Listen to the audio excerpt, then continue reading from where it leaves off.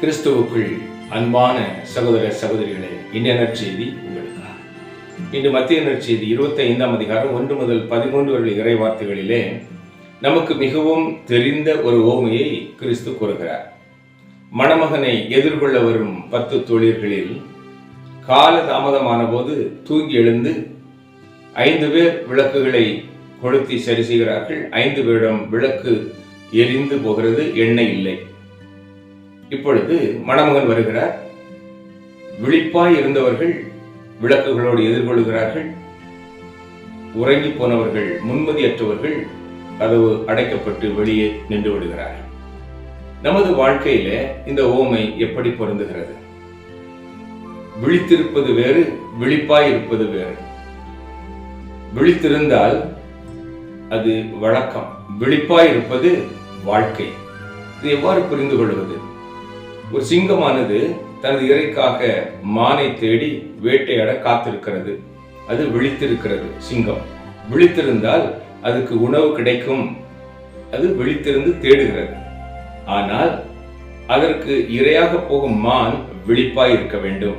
விழிப்பாய் இருப்பது முன்மதியோடு செயல்படுவது. எங்கே என்ன அதிர்வு இருக்கிறது என்பதை அறிந்து அந்த பக்கம் போகாமல், அல்லது அவ்வாறே சிங்கத்தை கண்டால் எந்த திசையில் ஓட வேண்டும் என்று ஆலோசித்து விழிப்பாய் இருந்து செயல்பட்டால் உயிரை காத்துக்கொள்ள முடியும், உணவாகாது.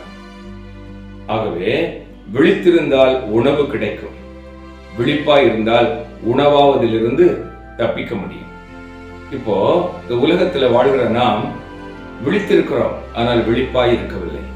விழித்திருப்பது இதற்கு பொருளாசை, பொன்னாசை, இவ்வாறு நமது ஆசைகளை தீர்த்து கொள்ள அல்லது தேடிக்கொள்ள விழித்திருக்கிறோம், உழைக்கின்றோம். ஆனால் விழிப்பாய் இருந்தால் இந்த உலக ஆசைகள் எங்கே இட்டு செல்லும், எந்த இருளுக்குள் இட்டு செல்லும் என்பது தூய ஆவியானவர் நமக்கு வெளிப்படுத்துவார். எனவேதான் இன்றைய நற்செய்திகளை பாருங்க, விழிப்பாய் இருங்கள் என்று எழுதப்பட்டிருக்கிறது. விழித்திருங்கள் என்று சொல்லல, விழிப்பாய் இருங்கள். அன்பானவர்களே, நாம் ஒவ்வொரு நாளும் செய்கின்ற காரியங்களிலே விழிப்பாய் இருக்க வேண்டும். நம்மை சுற்றி என்ன நடக்கிறது என்பதில் விழிப்பாய் இருக்க வேண்டும். எந்த பாவம் என்னை ஈர்த்துக் கொள்கிறது என்பதிலே விழிப்பாய் இருந்து அதில் தப்பித்துக் கொள்ள வேண்டும். நாம் அந்த பாவங்களுக்கு உணவாகி விடக்கூடாது. எனவே விழிப்பாய் இருப்பது மிக மிக அவசியம். இரண்டாவது, முதல் வாசகத்திலே பவுல் சொல்லுகிறார், சிலுவை பற்றிய ஞானம் நமக்கு மிகுந்த மீட்பை தருவதாய் இருக்கிறது. அவ்வாறு நாம் சிலுவை என்பது பாடுகளின் அடையாளம் அல்ல, மீட்பின் பாதை. அந்த வேதனைகளை, அந்த சோதனைகளை நாம் விழிப்பாய் இருந்து தாங்கிக் கொள்ளும் பொழுது நம்மிடம் கடவுளின் வல்லமையும் ஞானமும் வெளிப்படும். அவ்வாறு வெளிப்படுகின்ற ஞானமும் வல்லமையும் நம்ம இந்த உலகம் மாமிசம் பிசாசை எதிர்த்து போராட முன்மதியை தரும். அதுதான் விழிப்பாய் இருத்தல் என் அவசியம். எனவே அன்பானவர்களே, இந்த உலகத்தில் வாழ்கின்ற ஒவ்வொரு நொடியும் நாம் விழிப்பாய் இருக்க வேண்டும் என்று இறைவன் இந்த ஓமை வழியாக கற்றுத்தருகிறார். ஏனெனில் உலக மக்கள் எல்லோரும் விழித்திருக்கிறார்கள், ஆனால் விழிப்பாய் இருக்கவில்லை. ஆண்டவர் கெத்செமனே தோட்டத்திலே ஜெபிக்கும் பொழுது தனது சீடர்களுக்கு சொல்லி சென்றார், என்னோடு இணைந்து ஜெபியுங்கள் என்று. ஆனால் அவர்கள் விழிப்பாய் இருக்காமல் விழித்திருந்த நிமித்தம் உலக மாம்ச இச்சையான தூக்கம் அவர்களை ஆட்கொண்டது.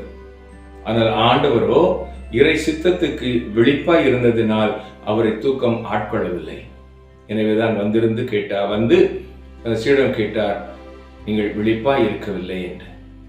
அன்பானவர்களே, ஆண்டவர் இன்று உன்னையும் என்னையும் பார்த்து கேட்கின்றார், நீ விழித்திருக்கின்றாய், எனவே உலகத்திற்கு இரையாகி கொண்டிருக்கின்றாய்.